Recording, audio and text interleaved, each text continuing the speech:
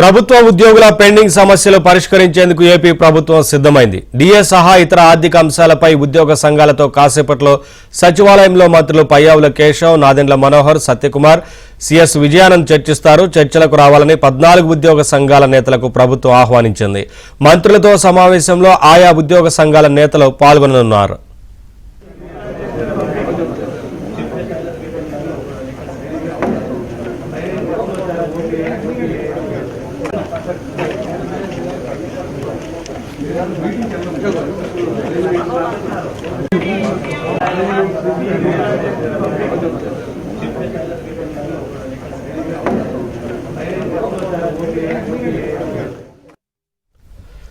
ప్రభుత్వ ఉద్యోగుల పెండింగ్ సమస్యలు పరిష్కరించేందుకు ఏపీ ప్రభుత్వం సిద్ధమైంది. డిఏ సహా ఇతర ఆర్థిక అంశాలపై ఉద్యోగ సంఘాలతో కాసేపట్లో సచివాలయంలో మంత్రులు పయ్యావుల కేశవ్, నాదెండ్ల మనోహర్, సత్యకుమార్, సిఎస్ విజయానంద్ చర్చిస్తారు.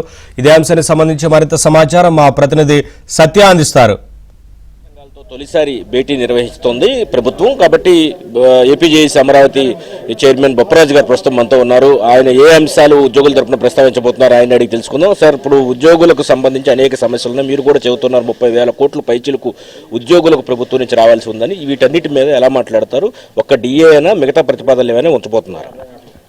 మాకు ఈరోజు ప్రభుత్వం చర్చలకు ఆహ్వానించడం అనేది చాలా సంతోషించదగ్గ విషయం. ఏదైనా చర్చల ద్వారానే ఎలాంటి పెద్ద సమస్యలైనా పరిష్కరించుకోవచ్చు అనేది మా ప్రధాన అభిప్రాయం. అదే విషయాన్ని మేము ఏపీజేఏసీ అమరావతి పక్షాన గత 2 సంవత్సరాలుగా ప్రభుత్వానికి విన్నవిస్తుంది కూడా మేము అదే. అయ్యా, గౌరవ ముఖ్యమంత్రి గారు కానీ లేదా వారిచే నియమించబడినటువంటి మంత్రివర్గ ఉపసంఘం కానీ చర్చలు ఉద్యోగులతో చేస్తుంటే మాకు కొంత ఆవేదన అనేది తగ్గుతుందని చెప్పన్నాం. దాన్ని పురస్కరించుకొని ఈరోజు గౌరవ ముఖ్యమంత్రి గారు గౌరవ మంత్రివర్గ ఉపసంఘాన్ని నియమించడం చాలా సంతోషం. తప్పకుండా డిఏలు అనేది మాకు రెగ్యులర్గా ధరలకు అనుగుణంగా ఇచ్చేటువంటి డిఏ పెంపుదల గురించి మాకు ప్రభుత్వం ఏ రోజైనా ఇవ్వాల్సిందే, అది వారి బాధ్యత, తప్పదది. కానీ దానికన్నా ముందు 1,000 కోట్ల రూపాయల మా బకాయిల్ని ఏ విధంగా ఎలా తీరుస్తారనే దానికన్నా మాకెంత రావాలో స్పష్టంగా మాకు పే స్లిప్పుల్లో ఇవ్వాలి. రిటైర్డ్ ఉద్యోగులకు కానీ సర్వీస్ ఉద్యోగులకు కానీ ఆ విధంగా ఇస్తే మాకు ఎలాంటి అభ్యంతరం లేదు. దాని మీద ఒక లెక్కలు చెప్పమని అడుగుతాం. అలాగే పిఆర్సీ కమిషనర్ నియామకం ఇంతవరకు చేయనందువల్ల ఇప్పటికైనా పిఆర్సీ కమిషనర్ని నియమించి మాకు ఐఆర్ని ప్రభుత్వమే ఇస్తానంది కాబట్టి ఐఆర్ గురించి వీటన్నిటి గురించి మేము అడుగుతాం. అలాగే మాతో పాటు మా సమస్యలతో పాటు కలిసి పనిచేస్తూ మాకన్నా గంట పనిచేస్తున్న కాంట్రాక్ట్ అవుట్సోర్సింగ్ ఉద్యోగులు, గ్రామవార్డు సచివాలయ ఉద్యోగులకి, అలాగే మహిళా ఉద్యోగులకి చైల్డ్ కేర్ లీవ్ అంశాలు ఇవన్నీ కూడా తప్పకుండా చర్చకు తీసుకొస్తాం. ప్రధానంగా సరెండర్ లీవులు అవన్నీ కూడా ఇటు పోలీస్ సోదరులు కానీ మా వాళ్ళు కానీ తీవ్రంగా బాధపడుతున్నాం, అవి కూడా ఇవ్వమని చెప్పి కోరతాం. ఓకే సార్, ఇప్పుడు ఏదైతే ఏపీ ఎన్జిఓ అధ్యక్షులు విద్యాసాగర్ గారు ఉన్నారు. సార్, ఏంటి ఈరోజు ఏ అంశాలు ప్రభుత్వం దృష్టికి తీసుకెళ్ళబోతున్నారు? ఏదైతే జాయింట్ స్టాఫ్ కౌన్సిల్లో ఉన్న డిమాండ్స్ అన్ని ఇచ్చామో దాంతోపాటు ప్రధానమైన డిమాండ్లు ఉన్నాయి.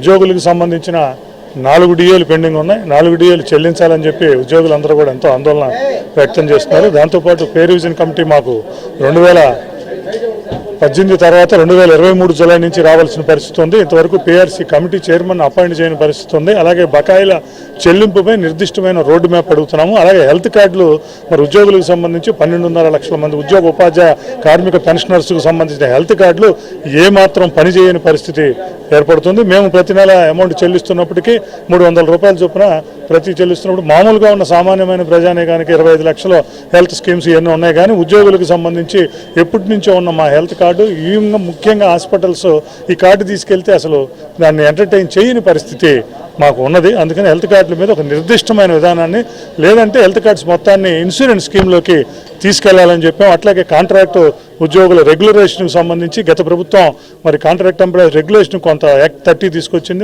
అందులో 3,000 మందిని రెగ్యులరీ చేశారు. సేమ్ ఆ నిర్దిష్టంగా డేటాలో 11,000 మందిని గుర్తించారు. మిగిలిన 7,000 మంది కాంట్రాక్ట్ లెక్చరర్స్, కాంట్రాక్ట్ ఉద్యోగులు వీరంతా కూడా ఉన్నారు. వాళ్ళని చేయమని అడుగుతున్నాం. అలాగే అవుట్సోర్సింగ్ ఉద్యోగులు 15,000, 14,000తో ఉన్నారు. వాళ్ళకి ప్రభుత్వ పథకాల్లో వారికి భాగస్వామ్యం కల్పించాలని అడుగుతున్నాం. అలాగే 60-62 సంవత్సరాలు ప్రభుత్వ రంగ సంస్థలు, గురుకుల పాఠశాలకు ఉన్నాం. అలాగే ముఖ్యంగా పెన్షనర్స్ 4,40,000 మంది ఉన్నారు. ఈ ప్రభుత్వమే చంద్రబాబు నాయుడు గారు ముఖ్యమంత్రిగా ఉన్నప్పుడు చంద్రబాబు నాయుడు గారు ముఖ్యమంత్రిగా ఉన్నప్పుడు ఎడిషనల్ క్వాంటమ్ ఆఫ్ పెన్షన్ని 75 సంవత్సరాలకు 10-15 చేశారు. గత ప్రభుత్వం దాన్ని 0 చేసింది. మేము బీఆర్టీఎస్ ఉద్యమం చేసినాక దాన్ని 7-12కి చేశారు. దాన్ని 10-15కి పునరుద్ధరించమని రాష్ట్ర ముఖ్యమంత్రి గారు చీఫ్ సెక్రటరీ గారు కూడా ఇచ్చాము. ఇవాళ కూడా పెన్షనర్స్ సంబంధించి ఎడిషనల్ క్వాంటమ్ ఆఫ్ పెన్షన్ని ఏదైతే ఈ ప్రభుత్వం జరిగిచ్చిందో వాటిని పునరుద్ధరించాలని చెప్పి అడుగుతున్నాం. ఇందులో ఏ ప్రభుత్వాలు నిర్ణయాలు తీసుకుని నిర్ణయాలు అమలు చేయనియే ఎక్కువ ఉన్నాయి. మేము అడిగే దాంట్లో 80% అమలు చేయనియే ఎక్కువ ఉన్నాయి. అందుకని వాటన్నిటి మీద మరి రాష్ట్ర ప్రభుత్వం ముఖ్యమంత్రి గారి దృష్టికి తీసుకెళ్ళినాక ముఖ్యమంత్రి గారు ఇవాళ కేబినెట్ సబ్ కమిటీని మరి ఉద్యోగ సంఘాలతో ఏర్పాటు చేసుకుని ప్రధానమైన డిమాండ్స్ ఏమైతే ఉన్నాయో అలాగే గ్రామ వార్డు సచివాలయానికి సంబంధించిన నోషనల్ ఇంక్రిమెంట్స్ పెండింగ్లో ఉన్నాయి. మరి వాటికి వీటన్నిటి మీద కూడా ఇవాళ చర్చ జరిగే అవకాశం ఉంది. ఉద్యోగులంతా కూడా మరి పాజిటివ్ రిజల్ట్ కోసం చూస్తారు. దీపావళికి ముందు డిఏ ప్రకటిస్తారు అని అంటున్నారు. ఇదే దీంతో పాటు అనేకమైన ఆర్థికపరమైన అంశాలు కూడా చర్చిస్తారంటున్నారు. ఈ సరెండర్ లీవ్లు ఉంటాయి వాటి విషయంలో కూడా చర్చకు వస్తుంది అంటున్నారు. ఏం చెప్తున్నారు సార్, ఏమేమి ఆశిస్తున్నారు? దీపావళి సందర్భంగా ఉద్యోగులంతా డిఏని ఆశిస్తున్నారు. ఎందుకంటే 4 డిఏలు పెండింగ్ ఉన్నాయి మా దగ్గర. దీపావళి సందర్భంగా డిఏలన్నింటినీ ఆశిస్తున్నారు. అందుకని దీపావళి ముఖ్యంగా పండగ ముందు దసరాకే అందరూ కూడా ఎదురు చూశారు. దీపావళి కన్నా డిఏలు మంజూరు చేస్తే పీపుల్ విల్ బి హ్యాపీ. అలాగే పోలీసులకు సంబంధించి మిగిలిన వాళ్ళకి సంబంధించిన సరెండర్ లీవ్లు ఉన్నాయి వాటిని కూడా చేయమంటున్నాము.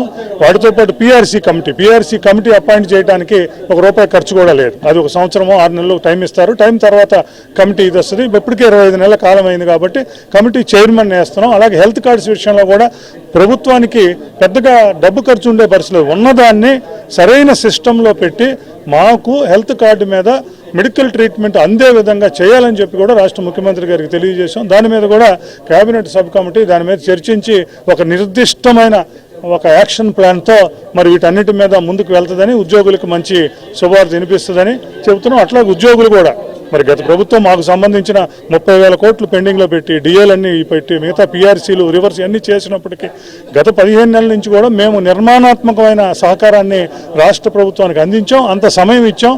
మరి రాష్ట్రం కూడా ఆర్థిక ఇబ్బందుల్లో ఉంది కాబట్టి రాష్ట్ర ప్రభుత్వానికి అలాంటి సహకారంతో మేము ముందుకెళ్ళాం. మరి రాష్ట్ర ప్రభుత్వం కూడా మరి మేము ఇంత ఇచ్చిన దానికి ఇప్పుడు కూడా రాష్ట్ర ప్రభుత్వం స్పందించాల్సిన తరుణం ఆసనమైందని చెప్తున్నాం. Okay sir, thank you. మొత్తం మీద చూస్తే కనుక ఉద్యోగులుగా గత 16 నెలలుగా ఈ ప్రభుత్వానికి పూర్తి స్థాయిలో సహకరిస్తూ వచ్చాం. రాష్ట్రం యొక్క ఆర్థిక పరిస్థితి కూడా మాకు తెలుసు కాబట్టి ఉద్యోగులకు ఇవ్వాల్సినటువంటి పెండింగ్ బకాయిలు దాదాపు 30,000 కోట్లు పైచిలుకున్నాయి కాబట్టి వీటిలో కొన్నిటినైనా సరే ఫేజ్డ్ మేనర్లైనా నెరవేర్చాలని చెప్పేసి కోరుతామని ఏపీ ఎన్జిఓ అధ్యక్షులు విద్యాసాగర్ గారు చెబుతున్నారు. ఇదే సమయంలో అదేవిధంగా AP JAC Amaravati chairman Bopparaju గారు కూడా ప్రభుత్వం ఈరోజు జరిగేటువంటి చర్చల్లో ఈ అంశాలను ప్రధానంగా ప్రస్తావిస్తాం. ఇది కూటమి ప్రభుత్వం కాబట్టి అటు కేంద్ర ప్రభుత్వం ఇటు రాష్ట్ర ప్రభుత్వం భాగస్వామ్యంతో ఉన్నది కాబట్టి ఉద్యోగులకు సంబంధించి 2 ప్రభుత్వాలకు ఉన్న మధ్య ఉన్నటువంటి ఇబ్బందులు కూడా లేవు కాబట్టి అన్ని విషయాలు అక్కడ ప్రస్తావిస్తామని చెబుతున్న పరిస్థితి అయితే ఉంది. ఇది ఇక్కడ పరిస్థితి. కెమెరా పర్సన్ రాంప్రసాద్తో సత్య, ఏబిఎన్ ఆంధ్రజ్యోతి, అమరావతి, సెక్రటేరియట్ వద్ద నుండి.